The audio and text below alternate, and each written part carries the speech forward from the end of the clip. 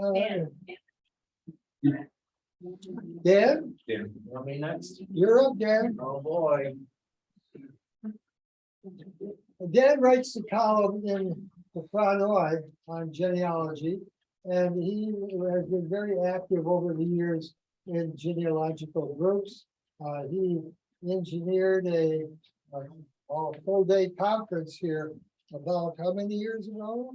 2005. In 2000. This weekend.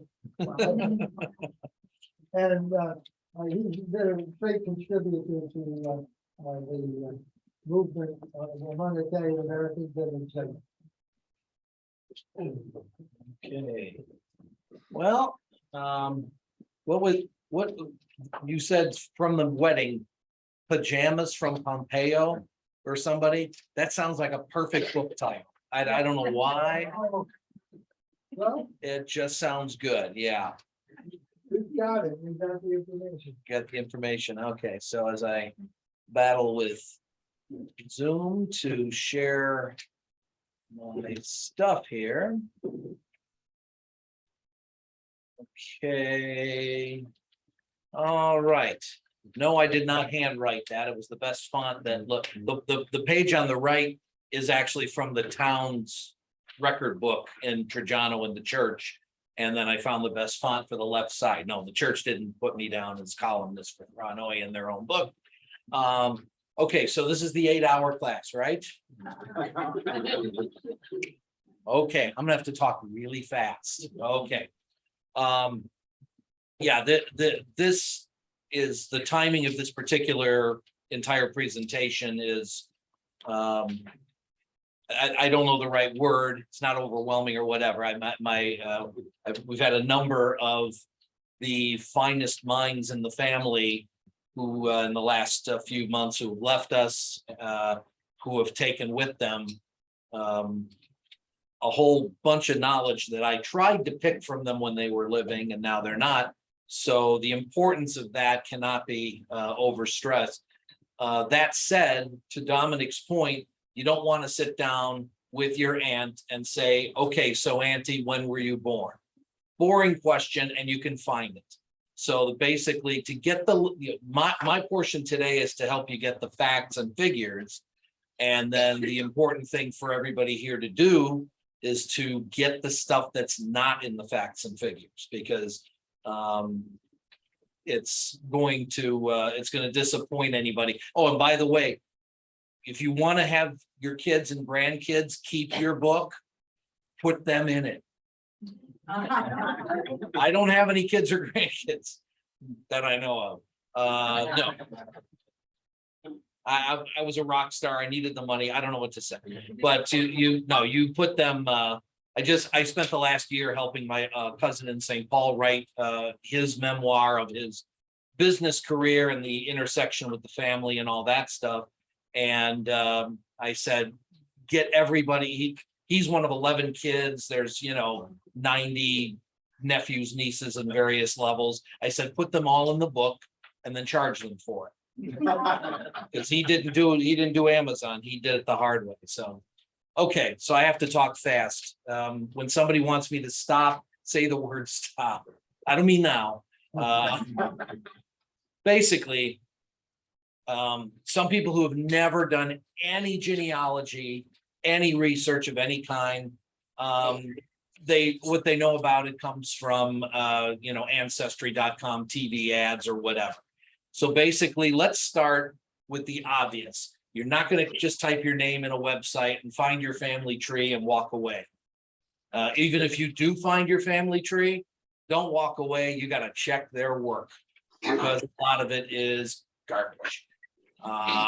So we'll start with that.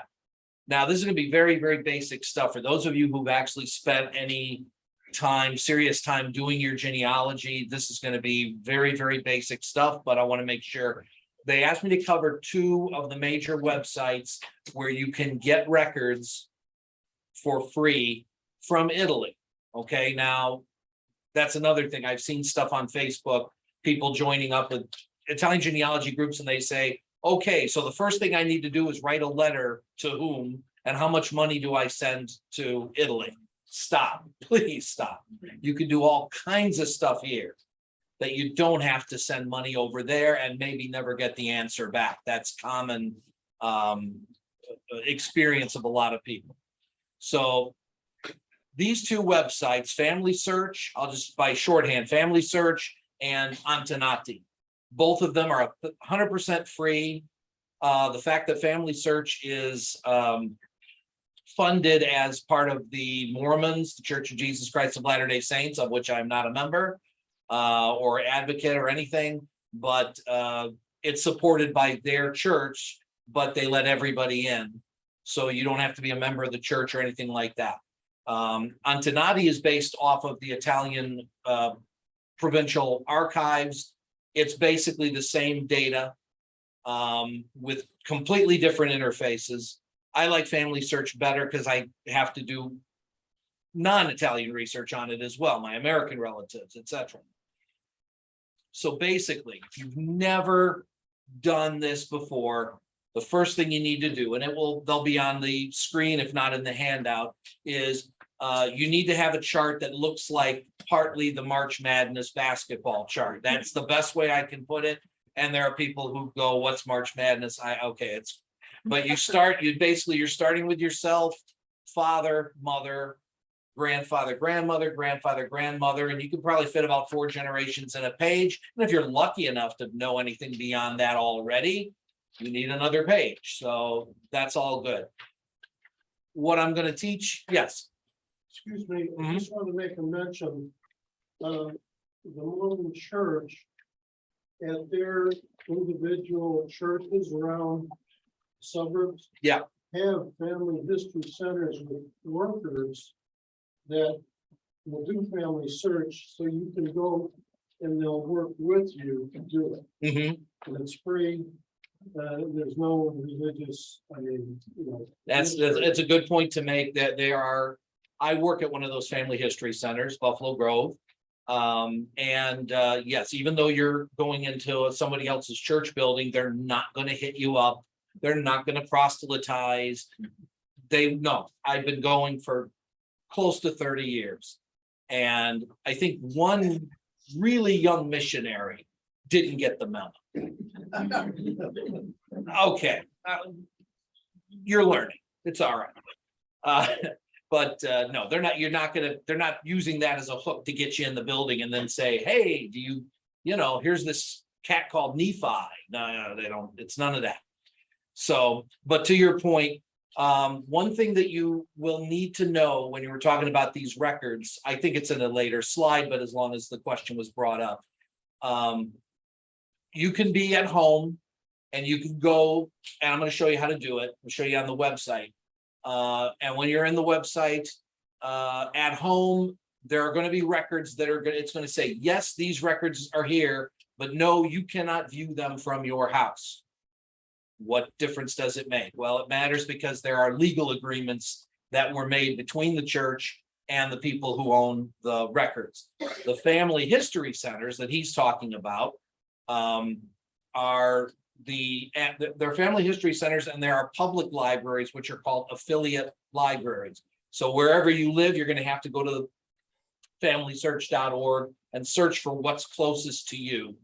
Either one, an affiliate library, which is just a public library, no church connection, and then the Mormon church buildings that are family history centers have specialized access based on these contractual agreements. If I explain them, we'll run out of time. We're going to run out of time anyway. So know that when you're looking for records, you're going to say, "Hey, I found my town, but I can't look at the records." Now you have to go to a family history center or the affiliate library to view any of this stuff. And if you find your family history center, you're going to want to contact them and say, "When does your Italian specialist work here?" Okay, because some of them don't have one. So it may matter where you end up going, because if you really need help going through the records, you're going to need somebody there. What I want to save you from is from what I did. I've given probably 120 talks over the years, and most of them have the same theme. Don't do what I did, because I did it before people were giving talks about it.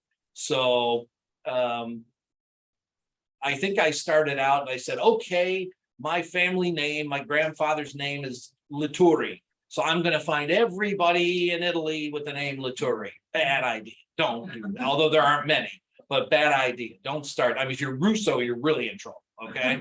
Don't do that. You got to each piece of information. That's why you want to draw that chart if you haven't done it.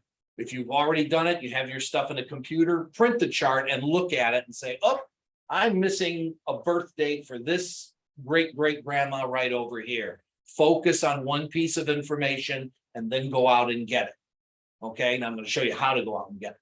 But the point is, don't just throw darts all over the place and hope you hit a dartboard sometime. Bad idea. I mean, you could do that if you want to do it. You're perfectly free to do so. Yes. Question, familysearch.org. Yes. Is that mostly American data? It is the entire world. It's everything. Antenati, because it's Provincial Archives of Italy, is obviously only Italy. So if I have to say I have a preference, and since there's no money changing hands, I can say I have a preference. I like Family Search better because then I can do whatever I'm working on. I can do anything. So it doesn't matter.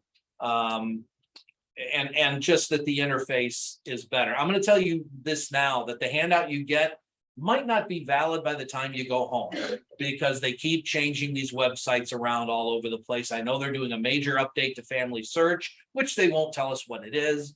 So all of us who give presentations end up with, whoops, that handout, crumple, it isn't it.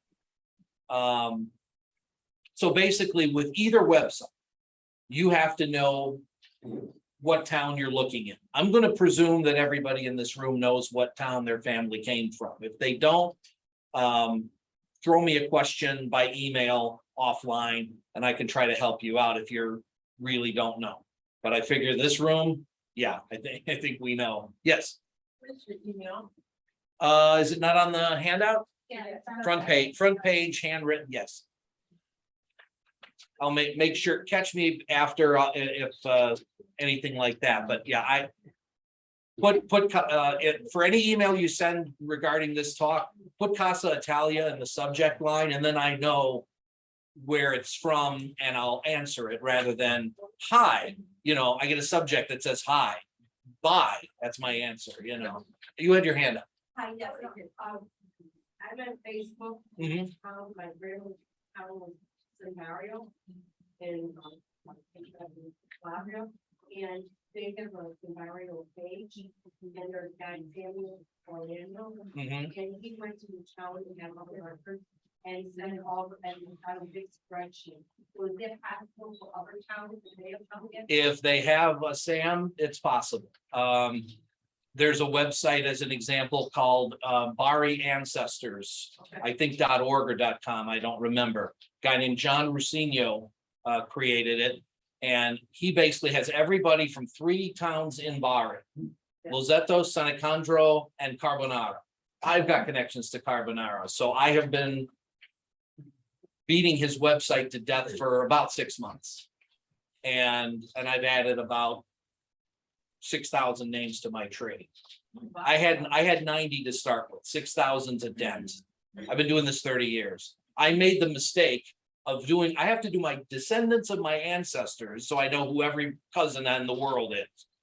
One of you probably is related to me somewhere, because just about every time I've come in here, somebody says, I don't know, I'm from some little town in near Bari. Oh, really? Talk to me. So here's the NCAA chart, whether you can read it or not. And this is sort of what I started out with, although I rewrote it for today. So I know that's not my grandmother, that's my grand aunt, who's actually still with us, barely. And her father and mother, she gave me those dates.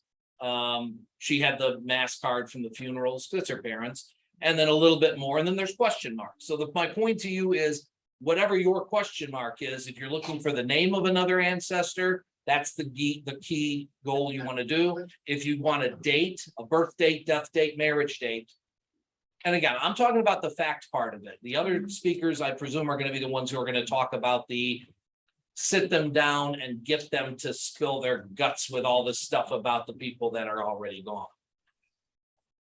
Okay, finding the name of the town real quick. You're from there, okay? Some people in this room, I'm sure, were born from their town. They don't have to worry about it. Although your parents, grandparents might have been from a slightly different town. So you need to know that if you have an older sibling or your parents told you. I had none of the above. My mother went, thanks, Mom. Well, my mother's father left the family when my mom was about 12. After 6 kids, he figured that they weren't compatible with my grandparents. I don't know. So we know nothing about him. My grandmother lived to be almost 98. And I said, Grandma, so your first husband, Dominic. I didn't have a first husband, really. Yeah, you're gonna run into that if you have people. Some of you have run into it. Some of you don't have that person to ask at this stage in life, you know. But if human beings can't tell you the name of the town, and honestly, some of them are going to tell you the city. The grand aunt who was on the chart there said they were from Bari. They're not from the city of Bari. They're from Carbonata di Bari, that side of the family, and Trajano, the other side of the family. My Polish grandmother, she said they were from Krakow. They're so far from Krakow. Step 1, a geography class. Okay. So a naturalization petition is another good way of getting the name of the town. It may be misspelled because someone was talking to a clerk who doesn't understand the accent or whatever. Passenger list, as Dominic already showed in his book. One thing you have to be careful with a passenger list is there might be a lot of people with the same name. And there's no, you have to use other pieces of data on the passenger list to know that this is my relative. Friend of mine said, I found my dad. And I said, no, you didn't. And he said, boy, that's pretty brusque. What do you? I said, no, I know who you found. It's your dad's first cousin. That's the one that ended up in Nebraska. I said, your dad didn't know. He ended up coming through a different port, ended up in Washington State. I knew more about his dad than he did. So, which didn't say much, but just saying a passenger list, it's good if they do have a similar name. It could be a first cousin. It's still going to give you the town if you don't have it. Yeah. I read also this with my grandma mother that her name is not listed on the marriage record. Yes. My I tell a story in one of my other talks about when my great grandfather came over and he died the day he arrived at Ellis Island. He got off the boat, took him to Long Island College Hospital where he died within one day. He was 31 years old. So they actually do check you medically at the port of embarkation, not just at Ellis Island. So they checked everybody and evidently they just went, yeah, come ahead, go ahead. And so a whole bunch of people very young caught the same thing and died within a couple of days when they got into New York. So that left my great grandmother with 4 kids. And then she married again. And then he took off, came over here because they needed to get the money to send them, get them all across. So when they came across, it said Anna Santo Liquido, maiden name, getting back to the question. And then underneath it listed all of her kids, including a son she had with her second husband before he left. And they all just had ditto marks. That's not their name. But it just said son, daughter, daughter, son, son. So looking for those passenger lists, instead of finding Domenico Lituri, my sainted grandfather, I found Domenico Lanto Liquido. The big S they put as an L. So yeah, so passenger list, women will typically be listed under their maiden name unless they've been here a long time and they go back and they come back in middle age. By then they've taken the American custom. So Another place that's a good place for any of you who have relatives who were here for a generation, the Chicago Italian church records seem to be very good most of the time about listing the birthplaces. So here's a baby being baptized in Chicago, of course, born here, but it'll list the birthplaces of the mother and father, the marriage records of two Italian-born people in a Chicago Italian church will say sometimes, most of the time, the name of the But they have to make sure you know that because it's in Latin. I mean, you're not looking for Gaetano anymore, or Lawrence, or Lorenzo, you're looking for Lawrence. So if the church references that they are in Latin. a lot of the Italian Chicago, I've done a whole course on that. There's like a little box and they have it all in there, and yes, exum lorum limbum, and yeah, Giovanni is not Giovanni, it's Johannes and all that. But they're not really searchable. You have to read through them, and you got to find it by. My notes are floating away from my. Okay, don't need them anyway. All right. You're not going to find your town of birth on a U.S. Census record. It's going to say Italy if you're lucky. U.S. death certificate, same thing. The more recent they are, the less detail they have on them. Occasionally, draft registration of someone born in Italy, it might list the town. Most of the time it does not. And a US obit or death notice, okay, you might get, if it's in a small town newspaper where they can go on and on. Federico was born in Bari, Italy. Again, it may not even give you the full town, but it gets you enough to know. Okay. So I'm going to show you that once you know the name of that town, yes, I'm sorry. Is there a website for the Italian churches records? The Chicago ones? Yeah. There's I don't know if it's in the, see me after Because this. they've changed names so much. The churches. Yeah, well, the records that are available and they're on Family Search only go as recently as 1915. So that doesn't help a lot of families unless they came over in the very early 1900s or before, and then they have them there. A lot of that stuff, they just have not redone the agreement to say, you know what, 70 years old is okay. They go back to 1915, unfortunately. So let me talk to you about that one after, because by the time I read the URL, I'm going to be out of minutes here. Yes. We were down at the in Chicago at the Newberry Library, Mhm. Yes. and that's on the near north side of Chicago. And they had the ship manifest, Mhm. name of the ship, when it got here, when it left Italy, who sponsored, important thing, who sponsored. Yeah, because that's another relative. Member to come over, they had already been here, so they had to have a sponsor. But the Newberry Library, he had, and they have census, a census from the early 1900s, which lists all of the people that were in your family at the time. The good news is you don't have to go, unless you live by the Newberry, you don't have to go there to get that same kind of information. A lot of it is on Family Search. Okay. So you can, and the census stuff you can get from home.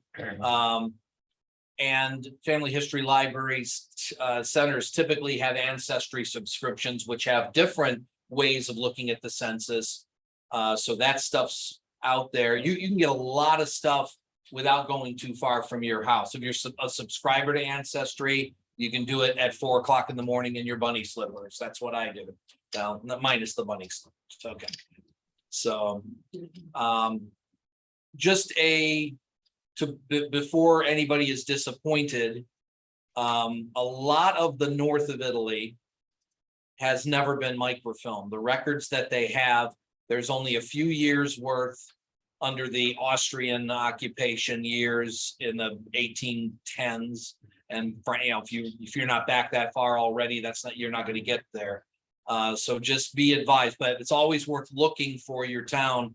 If they filmed and focused mostly on the South because that's where most of the immigrants came to America from. So like I said, I want to get to this, to the website part here. Civil registration. Anyone who's done research for any length of time knows that there are going to also be records from the church. But the vast majority of those have never been microfilmed. I believe that when the family search people were filming and they were trying to get into the churches, it was Paul VI at the time, back when the Bishop of Rome used to be Italian way back. Seriously, it's been 44 years. Paul VI said, it's okay if you want to let that other church film your records. And he kind of left it hanging like that. And everybody went, oh, I'm going to get transferred to outer Siberia. I better not let him in. So a lot of the churches simply didn't. There's a lot of them in Sicily, Turin. There's different parts of Italy where the church records were filmed. And if you find that and you can work with it, you can go back to the 1500s with little trouble. I had to go to Italy to get to mine. And I got back to the mid 1600s. I'll live with that. So you're going to find civil registration and this phrase in the catalog. That's the one you want. Yes, sir. Civil things. Is there a source, or how would be the source if you have orphans and that were adopted? Can you get adoption records? No, I've never seen adoption records. What I have seen are birth records of an orphan, and then in the left hand they write in there that such and such a couple got married 3 years later, and now the name of this baby is, they give them another last name. Okay, so that's sort of okay, they made an honest baby out of them, or whatever the phrase would be. But that's the rare situation. Most of the time, the orphans just stay that way. If they lived with some other family, there's really no good record of it at all. They could grow up, get married, have kids, die at age 89, and they're still named. They still have the orphan name. My great-great-grandfather is Nicola Santoliquido. He's exactly that scenario. He was an orphan. I met his grandson in Italy, who was 90 at the time. I didn't want to push too hard on the question. That was a mistake. He's now gone, and that piece of knowledge has probably vanished from the face of the earth. I'm hoping through DNA, which I don't want to start talking about. It's too much to cover, but I'm hoping with DNA, I will trip over the connections to whoever his parents really were. That's probably anyone's best bet of finding such a connection. Keep in mind that records are limited. A lot of Italy, even 100 years, they released microfilms. Those of you who used to do genealogy 10 years ago, the microfilms would be sent to your family history center, and you would sit there and get a sore arm from winding them back and forth. Those are not even, some of those are not even available now because they renegotiated the agreement and they said, nope, 100 years. So I've got stuff from 1921 to 29 in my area that I had access to that has now been taken away, presumably until these years move 100 years away. So type of records, let me cover this real fast because I don't know how long my other speakers need to go here. Yeah. Talk faster, Dan. That's what they say at my board meetings at work. Just either talk faster or stop. Birth records, marriages, deaths. That's the basic civil records.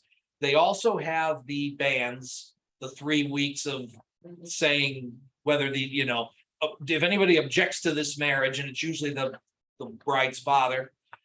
So there are people in the bands who are not in the marriages. And I mean, if you've sent for a Chicago marriage certificate and it's got all the stuff at the top and then at the bottom it says not returned. Okay, that means they were going to get married and then somebody put their foot down. It was usually a large foot. So that's another type of thing. Atti diversi, no need to get in too much into this, but these are the orphans. they get put in a special little set of records. They used to put some stillbirths in there and births where there are no parents, because they would just say, we have a baby here, it looks like it's 2 days old. How do they know 2 days old? I don't know. How fast does a kid grow in 2 days, especially if mom's not feeding it? So annotazioni di morti are death records from later years that were reported back to the town. So sometimes somebody who died in LA or Chicago would send a notice back and they would throw it in this set of records. Not much in there. My favorite type of record are the allegati, but you got to be an experienced researcher to mess with these. These are the supporting documents from the marriage.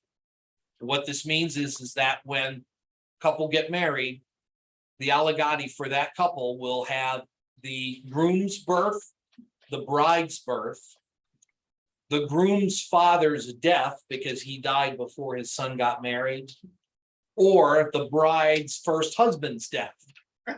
No, I mean, anything to say these two people can get lawfully wedded. And here's why. Here's the proof. These are rewritten records. They're not originals. They're did in a Xerox machine, but you can find out a whole bunch of stuff about people. And if somebody was born in some other town and you don't know it, the allegati might give that away. I guess I said all this stuff, didn't I? I have to remember my own thing here. So death record of prior spouses. Yeah. But that's all written in Italian. Yes. I had someone do, and you know, I can pick out certain phrases, but I can't translate all. It's near the, I didn't actually see the booklets, but I believe near the back end of my rather voluminous handout, if they put it all in there, I did print copies of 3 different kinds of records with some translation guides. You don't need to read the whole piece of paper. It's legalese. During the 14th day of the 7th month of the year, It's very 1,800 and that. I try to explain that to people because that is usually the breaking point. That's the deal breaker. I can't read the records and therefore I won't do this. Don't give a, I can read a record blindfolded, which is a trick, but I can't speak. I found out when I was in Italy for 2 weeks, we played charades. I still couldn't do it. Yeah. There's a white blank paper on his section, it's in the white section, and it starts right. Okay. Yeah. It's, I like I said, I didn't see the booklet, but I intended it to be in there because it's the part that everybody says, well, this is all great. I can find a bunch of records and it's gibberish. It's not gibberish. They do format the records differently. We need a full workshop to go through all that stuff. Yes. But the older records or the newer records all have about the same, from 1875 to 1929, basically look exactly the same. Yes. So do you have keywords to focus on when you're scanning a record? Oh, yeah. Well, they're all formatted. There are some years where they handwrite the whole thing, but it's still the same format. So you just need, okay, at the top, first thing I learned is that I was wrong all the time. Up at the top, it said, hey, Uncle Giuseppe Laturi was born on August 10th, 1898. Hey, Granddad, you gave me August 8th. Every date I had was off by 1 or 2 days. And that's because at the top of the record, it's when they went to see the mayor to tell them that a couple of days ago, there was a birth. A couple of days ago, there was a death. Oh, okay. So that date at the top, you got to use that to navigate through these films to say, okay, I'm in 1892 now. I want to zip toward 1898. So I got to go forward or jump ahead with the image numbers. Let's see. This is all okay. All right. There's a piece of family search called the family tree. I want to tell you that it can be helpful and it can be a nightmare. Okay. And it's not family trees plural. It's the intention is to have one gigantic Mongo family tree for everybody on the planet, and you connect your data to what's there. Okay, which is all well and good if every single person contributing knows what they're doing. They don't all know what they're doing. So you get a lot of data that is there and it looks wonderful. And then when you go to check it out, it's wrong. Now, I'm not saying everything's wrong, But if you go into family tree, try to show you a search there, and you find something, there's no guarantee what is there a blues song that, your mama loves you, but you better check it out first. Something like that. I don't remember how the song goes. Basically, there's no vetting of the data to say that this data is good or bad. So if you find it and it takes you from having no clue to having a clue, it's worth the trouble. But then you got to go to the thing and check it out. Yes. Do you find that family search is better or worse than like ancestry? I prefer it. Ancestry doesn't have a lot of Italian records, so that's why it's not even part of the agenda here for me today. Ancestry's got a lot of data that Family Search doesn't have, which is good. But it's as far as preference, Family Search. Ancestry, first you have to pay for it. They have to pay for the records they're getting because they are a for-profit. And as a result of that, you end up with, there's not as much. I'm trying to get to, if I open the internet, that would be a start. Okay, let me share the internet screen momentarily here because that's what we need to see. Not Google. Okay. Yes, I press the letter F and Family Search comes up. I go there a lot. Okay. And I sign it. Find it going. If you're comfortable, are you comfortable with sharing your information and family search? I'm not personally that comfortable, but because many people will grab that data, take it for themselves, and I don't mind if they say thank you, but I really would like to exchange data and photos and information with them. So I would rather say, hey guys, I've got basically the entire town of Trujano in my data set.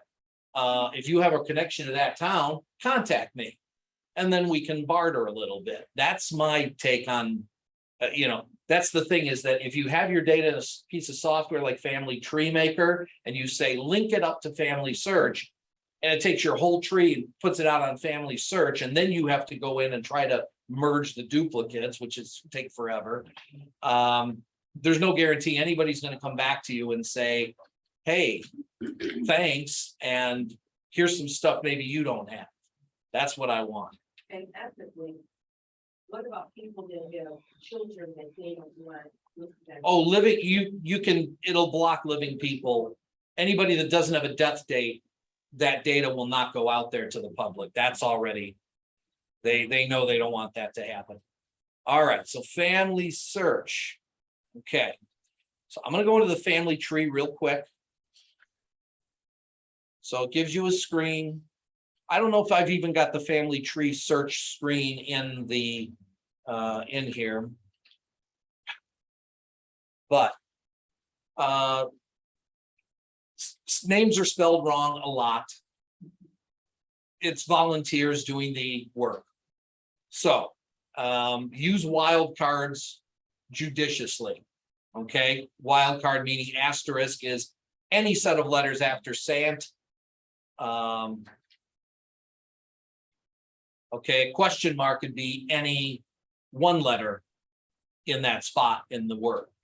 Okay, so actually Sant L blank blank UID blank. What am I searching for? Okay, well, Santo Liquido gets spelled wrong a lot. Okay. Now I can put in a place, but then that could be spelled wrong too. So I'm going to leave it off and let's just see what happens. I didn't really prepare the searches.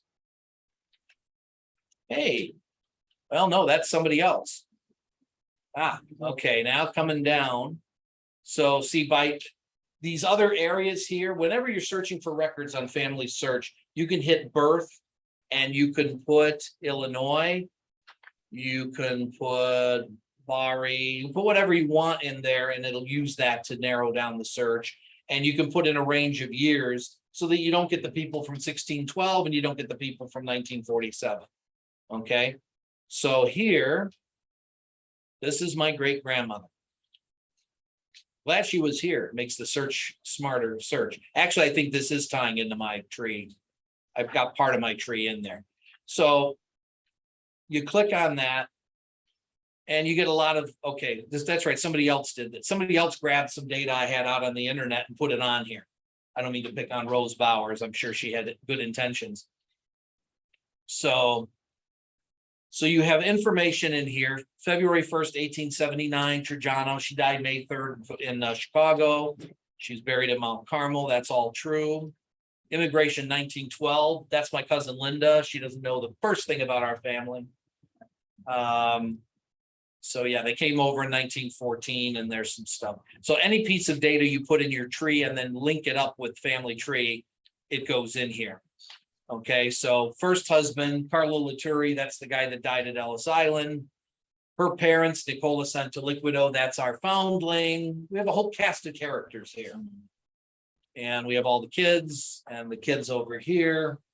So a whole bunch of stuff is in here. Now, again, if you happen to be looking for this person and you know nothing, hey, this is a fantastic page. Okay, now go check the data and make sure it's right. Okay, since this page came from my data, it's right. Just so happens. But when it comes from somebody else's, you want to check twice. Now, let's see. Back. We're running out of time. I hear you. I hear you. So search catalog. Okay. So again, this kind of presumes you know the town. So when you type it in down here in the green, it brings up if there were more than one match. You got to pick the one that's yours. So it says civil registration, 3 of them. You want to click on that. And I want Registry dello Stato Civile. Forgive my pronunciation. Nobody talked Italian to me growing up. I didn't pick up any good.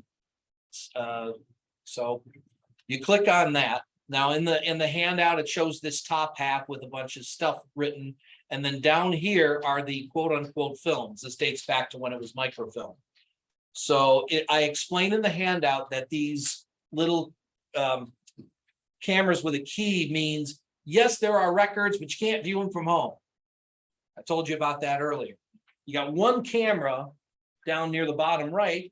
That one, for some stupid reason, you can view that one silly record from home. Why? I don't know. It's the legal agreement thing.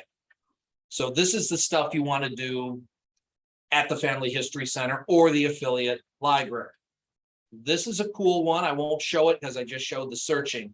If you happen to have, you see how many don't have that? Get ready for that. There's not a lot of records where you can just search by name. Okay. But this particular film, somebody transcribed about 25,000 records from it, 22,000 records from it. And so now you can go over here and search by name, and it'll only search that particular quote unquote film. So you're not searching the rest of the world. You're not getting a bunch of other misspelled names. You're limited to the Trajano births from 1870, whatever, to 1893 that are here. Okay. So, like I say, I know we're zipping through the time element here, but it doesn't matter where your town is in Italy, Sicily, anywhere. This is how it's going to work. And like I say, if you're trying this at home and it's just not working the way my handout says, send me an email and I'll be glad to help you out, because there's just not enough. I could go 18 hours, seriously. Okay. So we're going to have to skip Antenati, because that's another half hour. So Okay. It was my intention to have Dan speak in great length about genealogy searches, only because it's such an important part of doing your family history. You can't write your family history without it. So that's why we went into such detail here. But we'd like to invite Dan to come back and do a workshop just on genealogy. You guys find it helpful when you're done. You're good advertisement. Am I? Yeah, and you, Thank you. Well, you said I that know and they I could applaud it, or benefit they're from- happy I'm I done. know. Let's get on, let's get on to the nice. I need to look more about it. So, but a little bit of a selfish aspect to that.